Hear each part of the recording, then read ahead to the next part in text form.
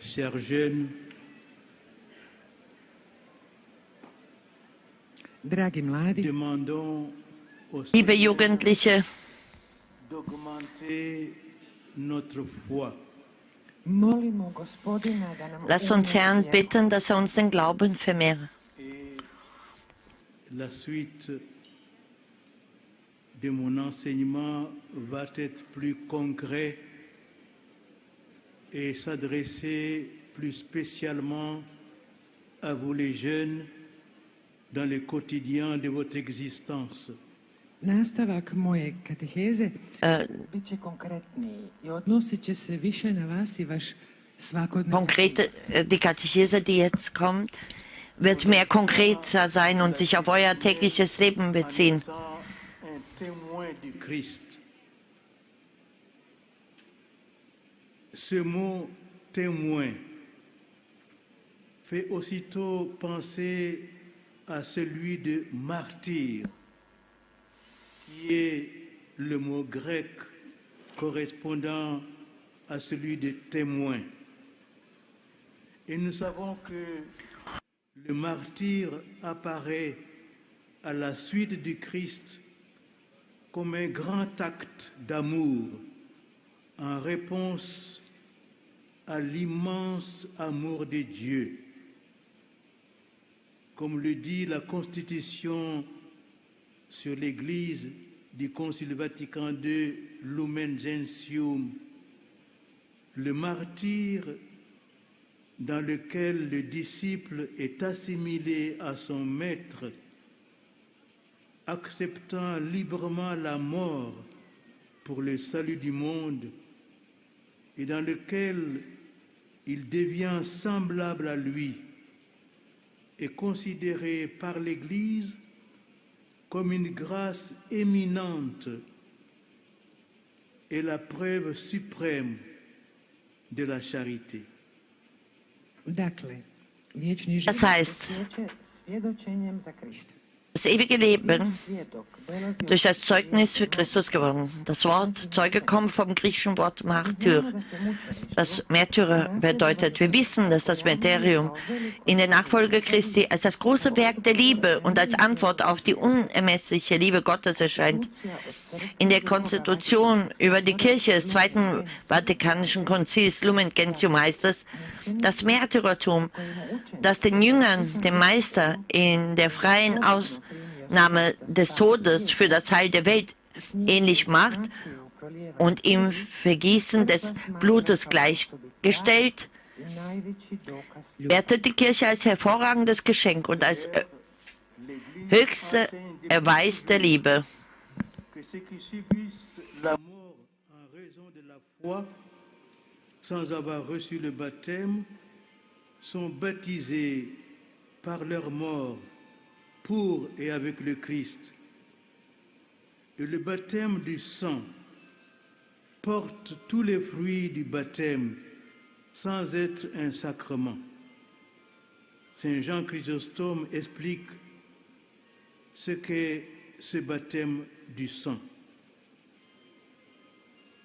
Et ne vous étonnez pas que j'appelle le martyr un baptême, puisque le Saint-Esprit descend alors avec l'abondance de ses grâces, puisque c'est la rémission des péchés, l'âme purifiée d'une manière merveilleuse, étonnante. Et de même que ceux qu'on baptise sont lavés dans l'eau, de même les martyrs sont lavés dans leur propre sang. crkva je Die Kirche hat immer gelehrt, da oni dass diejenigen, die aus dem Glauben den Tod erleiden und nicht getauft wurden, durch ihren Tod für Christus und mit ihrem getauft wurden. krštenje krvi Diese Bluttaufe trägt alle Früchte der Taufe, obwohl sie kein Sakrament ist. Der heilige Johannes Chrysostomus erklärt, što je to krštenje was die Bluttaufe ist. i nemojte Und wundert euch nicht, dass ich in den Märtyrertod Taufe nenne, denn dann kommt der Heilige Geist mit der Fülle seiner Gnaden herab. Da es die Vergebung der Sünde ist, wird die Seele auf wunderbare, erstaunliche Weise gereinigt Und wie die Getauften mit Wasser gewaschen werden, so werden die Märtyrer mit ihrem eigenen Blut gewaschen. Dans l'Apocalypse, selon Saint Jean, il est question de la couronne de vie à propos des martyrs.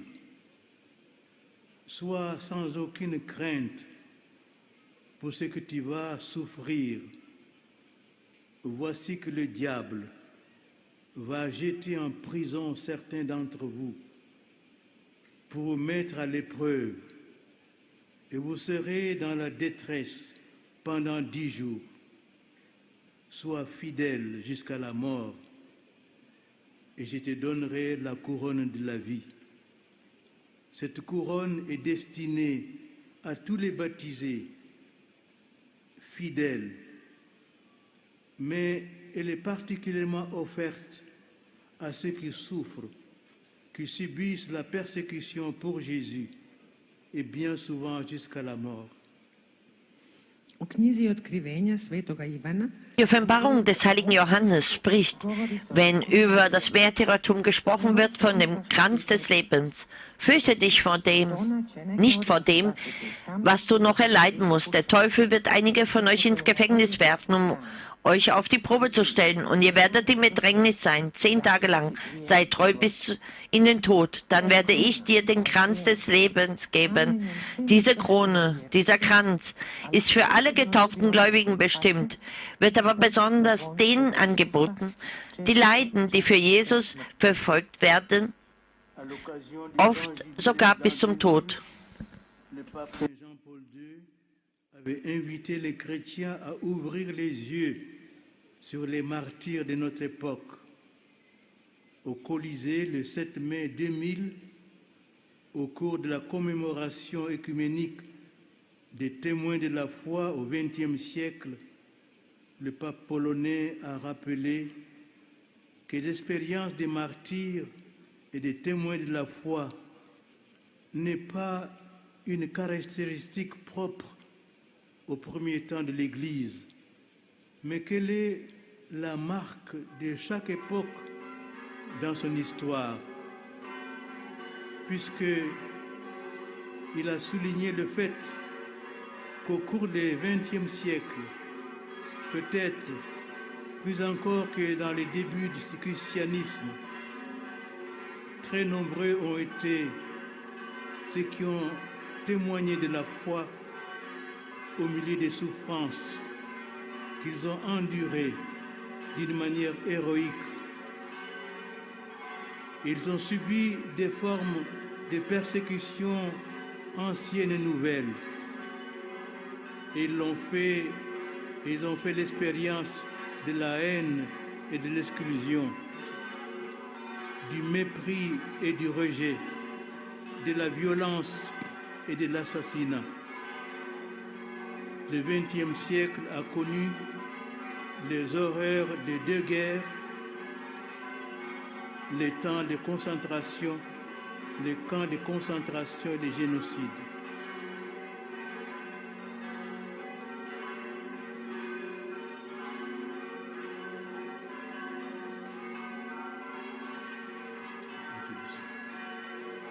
Angelus Domini nunciavit Mariae.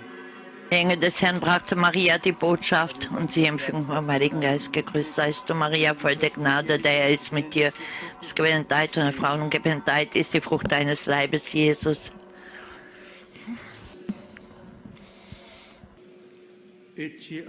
Maria sprach, sieh, ich bin die Magd des Herrn. Gegrüßt seist du, Maria, voll der Gnade, der Herr ist mit dir. Du bist gebenedeit unter Frauen, und gebenedeit ist die Frucht deines Leibes, Jesus.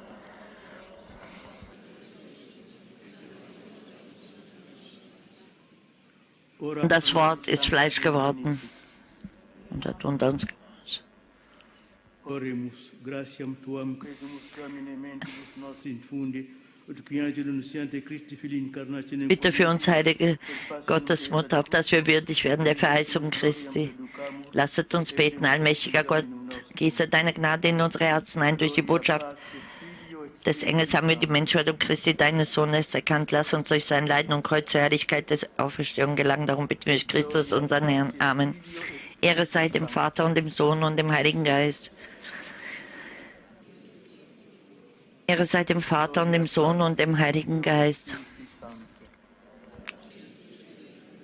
Ehre sei dem Vater und dem Sohn und dem Heiligen Geist. Anlässlich des großen Jubiläums im Jahre 2000 hat Papst Johannes Paul II. Die Christen aufgefordert, die Augen zu öffnen für die Märtyrer unserer Zeit. Im Kolosseum am 7. Mai 2000 erinnerte der polnische Papst während der ökumenischen Gedächtnisfeier für die Zeugen des Glaubens im 20. Jahrhundert. Er wies darauf hin, dass es im 20. Jahrhundert, vielleicht mehr als zu Beginn des Christentums, unermesslich viele gab, die den Glauben inmitten des Leidens, das sie auf heroische Weise erduldeten, bezeugten.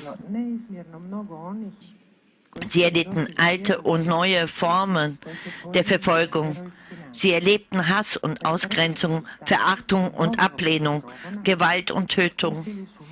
Das 20. Jahrhundert kennt die Schrecken zweier Weltkriege, Konzentrationslager, Völkermorde.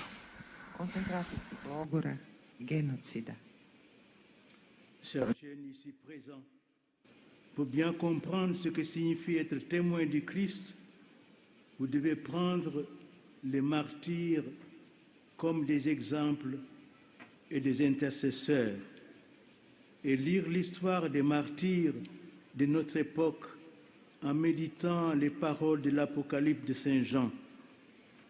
J'ai vu et voici qu'une foule immense que nul ne pouvait dénombrer, une foule de toutes les nations, tribus, peuples et langues.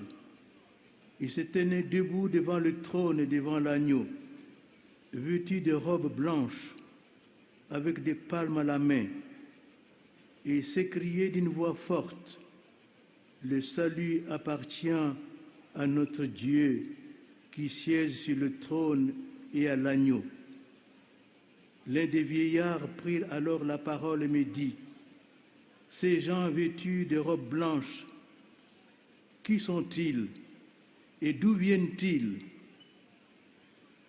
Le livre de l'Apocalypse nous répond, « Ils viennent de la grande épreuve. Ils ont lavé leurs robes et les ont blanchies dans le sang de l'agneau. » Liebe Jugendliche, die ihr hier seid, um vollständig zu verstehen, was es bedeutet, Zeugen Christi zu sein, müsst ihr die Märtyrer als Vorbilder und Fürsprecher nehmen und die Geschichte der Märtyrer unserer Zeit von neuem lesen, indem ihr über diese Worte aus der Apokalypse des heiligen Johannes nachdenkt. Danach sah ich eine große Schar aus aller Nationen und Stämmen, Völkern und Sprachen. Niemand konnte sie zählen. Sie standen in weißen Gewändern vor dem Thron und vor dem Lamm und trugen Palmzweige in den Händen. Sie riefen mit lauter Stimme, die Rettung kommt von unserem Gott, der auf dem Thron sitzt, und von dem Lamm.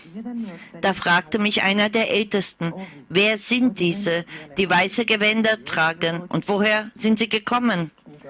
Das Buch der Offenbarung antwortet uns, es sind die, die aus der großen Bedrängnis kommen. Sie haben ihre Gewänder gewaschen und im Blut des Lammes weiß gemacht. Tous ceux qui, à notre époque, n'ont pas renoncé à leur foi, malgré les souffrances, les menaces et les persécutions. Ce sont ceux qui ont cru que le salut appartient à notre Dieu et à l'agneau. Ce sont aussi les innombrables victimes du nazisme, dont Saint Maximilien Marie Kolbe, qui, dans l'enfer d'Auschwitz, demanda à être enfermé dans le bunker de la faim à la place d'un père de famille. Nous allons fêter ce grand martyr polonais le 14 août prochain, la veille de la solennité de l'Assomption. Das sind all diejenigen, die in unserer Zeit trotz Leiden, Drohung und Verfolgung ihren Glauben nicht aufgegeben haben. Das sind diejenigen, die glaubten, dass die Erlösung unserem Gott gehört. Sie leben in verschiedenen Ländern. Tu su i nebrojene žrtve nacizma, među kojima i sveti Maximilian Kolbe, koji je u paklu Auschwitza tražio da Es gibt unzählige Opfer des Nationalsozialismus, darunter auch der heilige Maximilian Kolbe, der in der Hölle von Auschwitz versuchte, dass man ihn anstelle des Einvaters der Familie in den Hungerbunker einsperrt. Wir werden diese große polnischen Märtyrer am 14. August, am Vorabend des Festes Maria Himmelfahrt, feiern. En 1995, 6 religieuses italiennes de la congrégation des pauvres de Bergame sont mortes de l'épidémie du virus Ebola au Congo. Elles avaient voulu rester avec les malades pour les aider et les soigner. L'une d'elles, sœur Dina Rosa, déclara: Je reste car ma mission est de servir les pauvres, comme Jésus, mon Maître et Seigneur. Je suis ici pour suivre ses traces. Da sind auch die Missionare, von denen ich nur ein Beispiel von vielen nennen möchte. 1995 starben 6 italienische Ordensschwestern der Kongregation der armen Schwestern von Bergamo an einer Ebola-Epidemie in Kongo. Sie wollten bei den Kranken bleiben, um ihnen zu helfen und sie zu behandeln. Eine von ihnen, Schwester Dina Rosa, sagte: Ich bleibe, weil es meine Mission ist, den Armen zu dienen, wie Jesus mein Meister und Herr. Ich bin hier, um in seine Fußstapfen zu treten.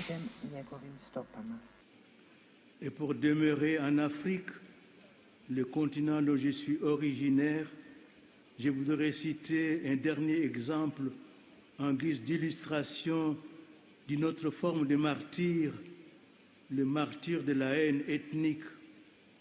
Le 30 avril 1996, au Burundi, déchiré par une guerre civile entre Hutus et Tutsis, 40 séminaristes appartenant à ces deux ethnies ont été massacrés ensemble au séminaire de Buta. Leurs bourreaux les avaient enfermés dans une même pièce, puis ils leur avaient demandé de se séparer entre Hutus et Tutsis, mais ils refusèrent en affirmant qu'ils étaient d'abord et avant tout des chrétiens et que le baptême les unissait dans le Christ. Bleiben wir noch ein wenig in Afrika, dem Kontinent, aus dem ich komme. Als Beispiel für eine andere Form des Märtyrertums. Das Märtyrertum für ethnischen Hass möchte ich ein letztes Beispiel aufführen. Am 30. April 1996 im Burundi,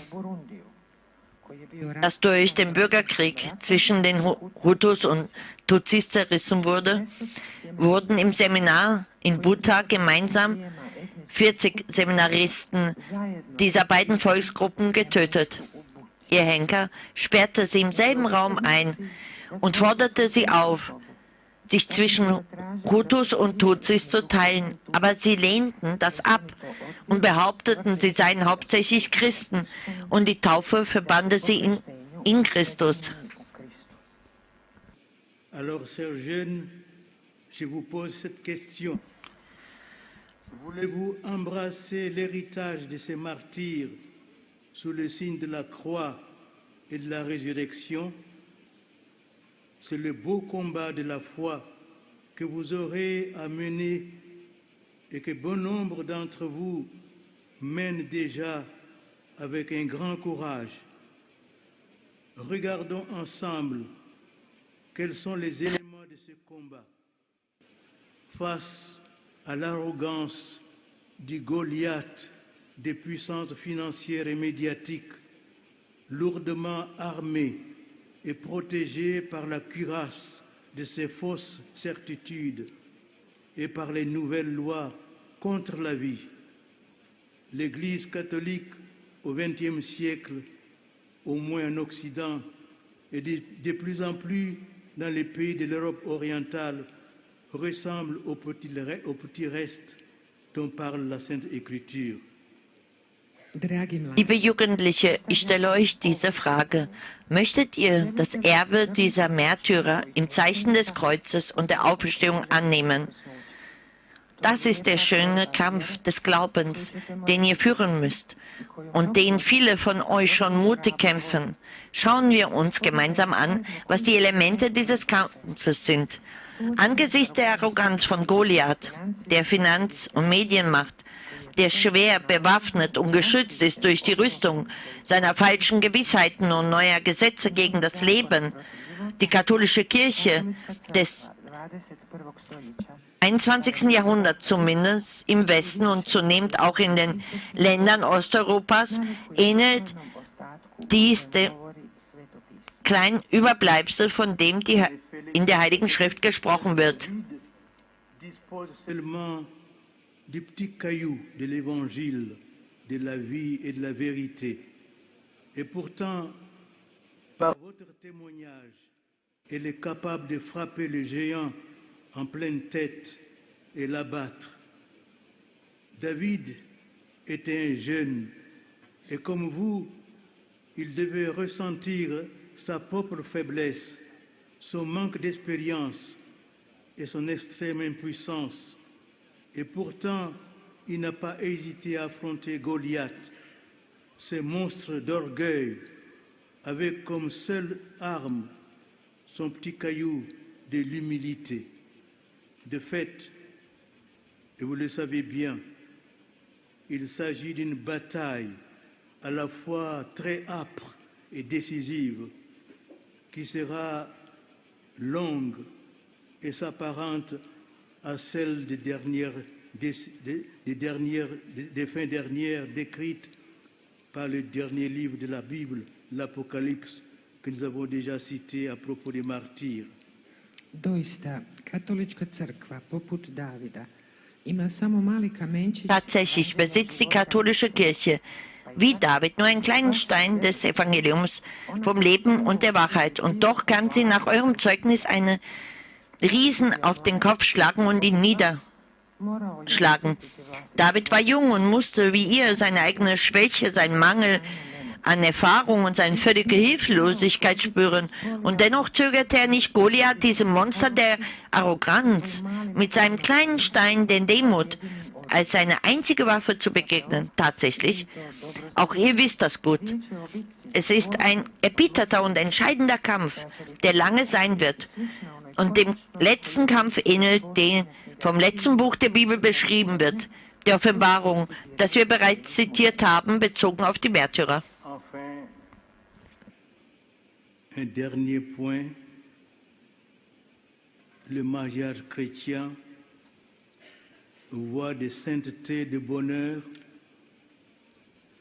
Ces derniers points me semblent essentiels.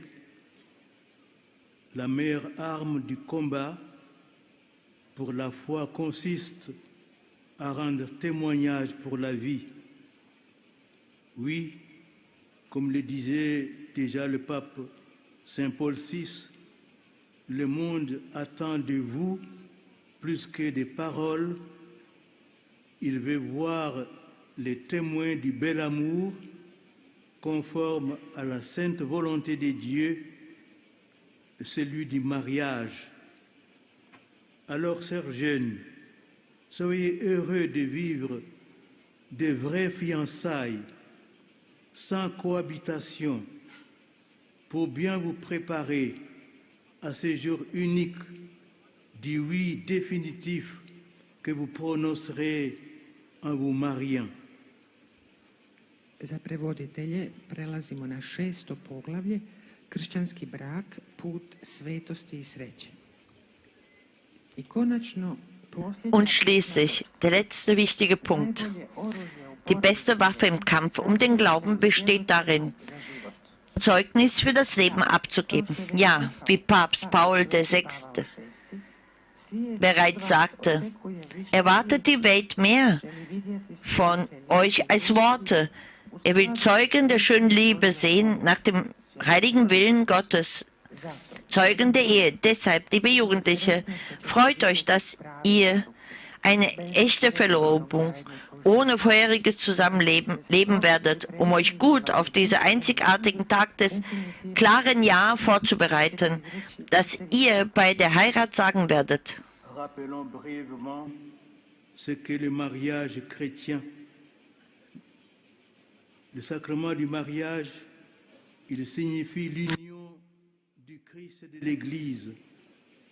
Il donne aux époux la grâce de s'aimer de l'amour dont le Christ a aimé son Église d'une façon totale, exclusive et irrévocable.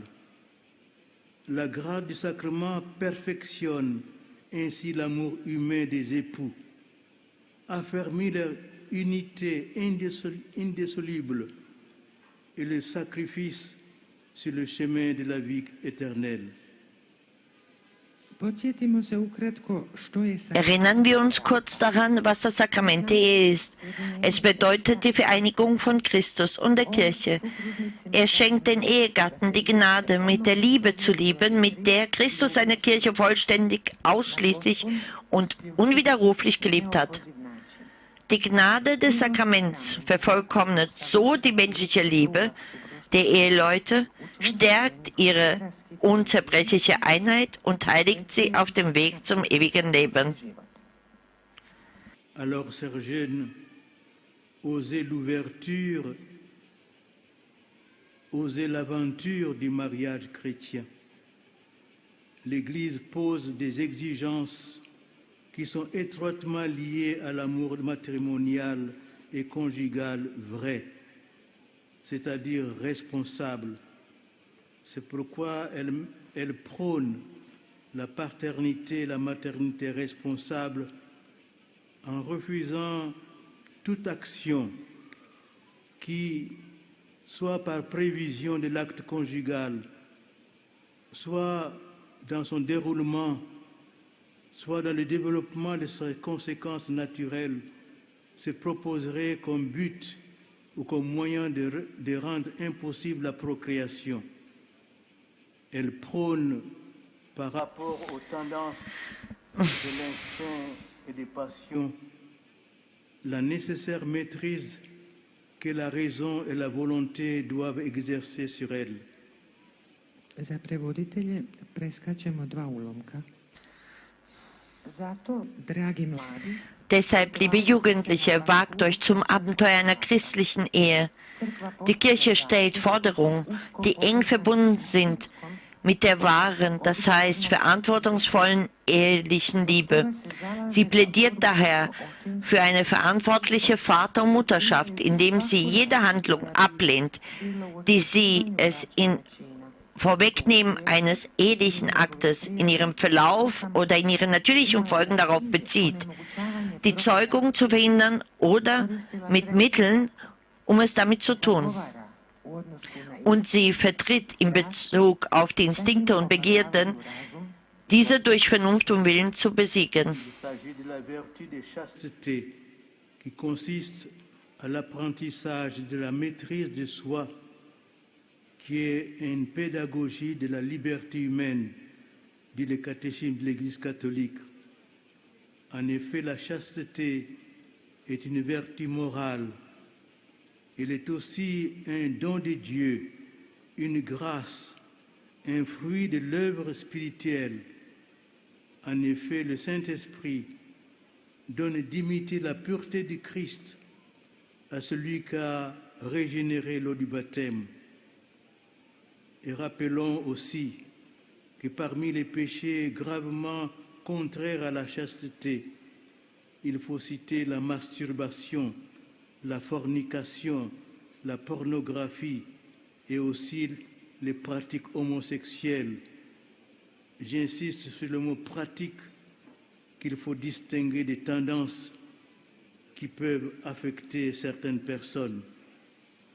Riječ je o vrlini Es ist eine Tugend der Keuschheit, der Reinheit, die das Erlernen der Selbstbeherrschung als Ausdruck einer menschlichen Freiheit fordert, die auf die Selbsthingabe ausgerichtet ist, sagt der Katechismus der katholischen Kirche. Die Keuschheit ist eine sittliche Tugend, sie ist auch eine Gabe Gottes, eine Gnade, eine Frucht des Geistes. Der Heilige Geist schenkt dem im Wasser der Taufe wiedergeboren die Kraft, die Reinheit Christi nachzustreben. Erinnern wir uns, sagt der katholische Katechismus, zu den Sünden, die schwerer gegen die Keuschheit verstoßen, gehören Masturbation, Unzucht, Pornografie und homosexuellen Praktiken. Ich bestehe auf den Worten Praktiken, die von Präferenzen unterschieden werden sollen, die bestimmte Menschen betreffen können. Aux jeunes, je le cite, la permissivité morale ne rend pas les hommes heureux. La société de consommation ne rend pas les hommes heureux et ne l'ont jamais fait. Et voici ce qu'il a ajouté au sujet de la vertu de chasteté. Jeunes gens et jeunes filles, ayez un très grand respect de votre corps et du corps des autres. Que votre corps soit au service de votre moi profond. Que vos gestes, vos regards soient toujours le reflet de votre âme. Adoration du corps, non, jamais. Mépris du corps, pas davantage. Maîtrise du corps, oui. Transfiguration du corps, plus encore. Za prevoditelje preskačemo 4 retka. Kao što je Papa Sveti Ivan Pavao II više puta rekao mladima, moralna Wie Papst Johannes Paul II. Mehrfach zu den Jugendlichen gesagt hat, moralische Nachsicht macht die Menschen nicht glücklich, die Konsumgesellschaft macht die Menschen nicht glücklich. Das konnten sie auch nie tun. Und über die Tugend der Keuschheit fügte er Folgendes hinzu. Jungen Männer und Frauen, habt großen Respekt vor eurem Körper und dem Körper des anderen. Euer Körper sei im Dienst eures inneren Ichs. Mögen eure Gesten, eure Blicke immer eure Seele widerspiegeln. Körperverehrung? Nein, niemals. Verachtung für den Körper? Auch das nicht. Körperbeherrschung? Das, ja. Die Verklärung des Körpers? Ja, natürlich. En vous demandant humblement pardon de mon long discours, je voudrais conclure cet enseignement par cette question. Comment peut-on aujourd'hui croire en Dieu? Je vous invite à méditer cette phrase de Saint Augustin. Si comprehendisti non est Deus, ce qui signifie, si tu l'as compris, c'est que ce n'est pas Dieu. En effet, si tu penses avoir saisi qui est Dieu, si tu l'as maîtrisé comme on aborde et comprend une formule mathématique ou de physique nucléaire, alors de ce fait même, ce n'est pas Dieu dont tu parles. Dans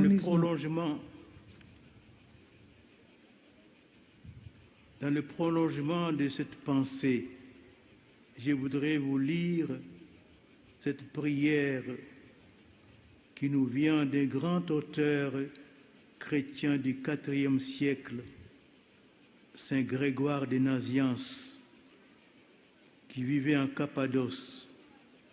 Ce sera ma prière avec vous et pour vous. ponizno vas molim da mi Ich oprostite što möchte sam ovo mir vergeben, dass ich so lange želim zaključiti diesen Vortrag gemacht habe. Ich möchte so in die Länge gezogen haben. Ich möchte diesen Vortrag mit dieser Frage abschließen. Wie kann man heute an Gott glauben? Ich lade euch ein, über diesen Satz des heiligen Augustinus nachzudenken.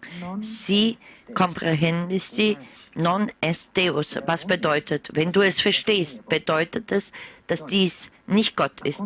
In der Tat, wenn ihr glaubt, verstanden zu haben, wer Gott ist, wenn ihr es auf eine Weise gemeistert habt, wie man einer mathematischen Formel oder der Kernphysik entgegentritt und es versteht, dann bedeutet das, dass ihr nicht über Gott sprecht.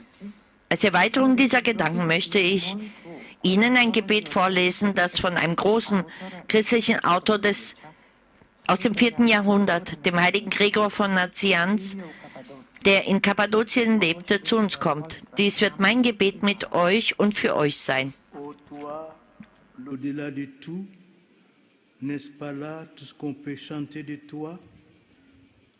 Quel hymne te dira? Quel langage? Aucun mot ne t'exprime. À quoi l'esprit s'attachera-t-il? Tu dépasses toute intelligence. Seul tu es indicible, car tout ce qui se dit est sorti de toi. Seul tu es inconnaissable, car tout ce que pense est sorti de toi. O ti koji si iznad svega. Nije li u Mit tome welchem Namen soll ich dich rufen, der du über alle Namen bist? Du, der über alles, welchen Namen soll ich dir geben? Welcher Hymnus kann dein Lob singen? Welches Wort von dir sprechen? Kein Geist kann in dein Geheimnis eindringen, kein Verstand dich verstehen. Von dir geht alles Sprechen aus. Aber du bist über allen Sprachen. Von dir stammt alles Denken.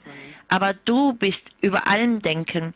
Alle Dinge, Ceux qui parlent et ceux qui sont muets te proclament.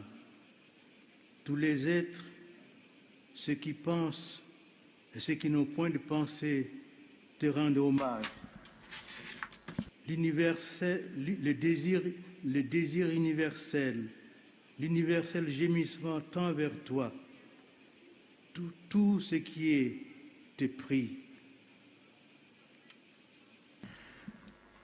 Et vers toi, tout être qui pense ton univers fait monter un hymne de silence. Tout ce qui demeure, demeure par toi. Par toi subsiste l'universel mouvement. slavite alle Dinge rufen dich aus, die Stummen und die mit Sprachen Begabten. Alle Dinge vereinen sich, dich zu feiern, die Unbewussten und das, was bewusst ist. sve želje. Du bist das Ende aller Sehnsüchte und alles schweigenden Strebens. Du bist das Ende allen Seufzens. Alle, die dein Welt zu deuten wissen, vereinen sich, dein Lob zu singen. Du bist beides, alles und nichts. Nicht ein Teil, auch nicht das Ganze. Alle Namen werden dir gegeben, und doch kann keiner dich fassen. Tu n'en es aucun. Tu n'es pas un seul être. Tu n'es pas le rassemble.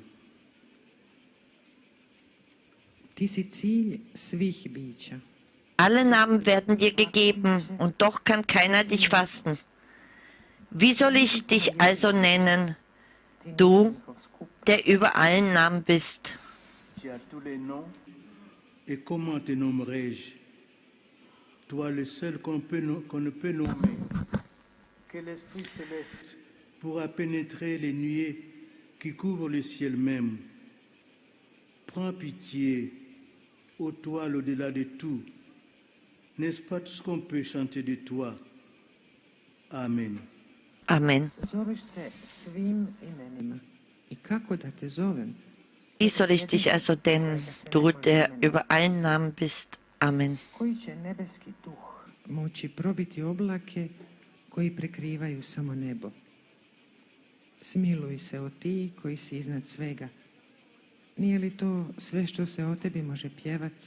Amen. Chers jeunes, je vous bénis au nom du Père et du Fils et du Saint-Esprit. Liebe Jugendliche, ich segne euch im Namen des Vaters und des Sohnes und des Heiligen Geistes. Amen.